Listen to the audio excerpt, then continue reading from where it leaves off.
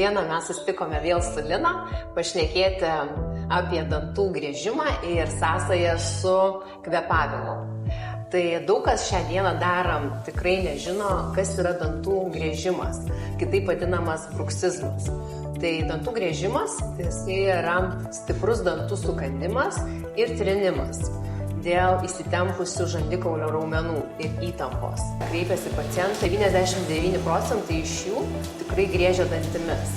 O odontologas yra tas specialistas, kuris geriausiai mato ir žino, ar pacientas griežia dantimis ar ne.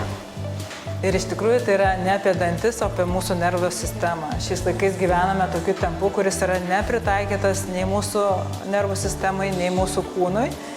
Galime pastebėti, kad esam įtampoje per mūsų kvėpavimą.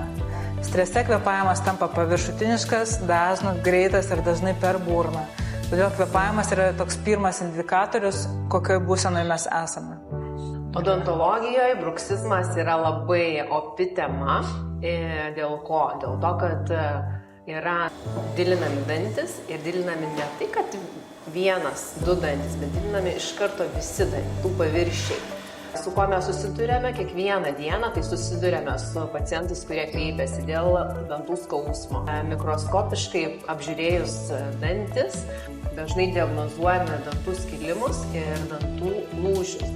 Ir tai nutinka ne tik tais pažeistiem dantim, bet nutinka sveikiem dantim. Tai gali parodyti iš tikrųjų, kokią stiprią mes patiriame įtampą ir kokios iš tikrųjų skausmingos pasekmės yra. Geriausi vaistai nuo dantų griežimo tai yra streso mažinimas. Ir ką aš rekomenduoju, tai dienos metu pastebėti, kai jaučiate įtampą, kai žandikaulis įsitempia, atkreipti dėmesį į kvėpavimą ir sušvelninti įkvėpimą ir pailginti iškvėpimą. Tai būtų numeris 1 dalykas, kuris padeda.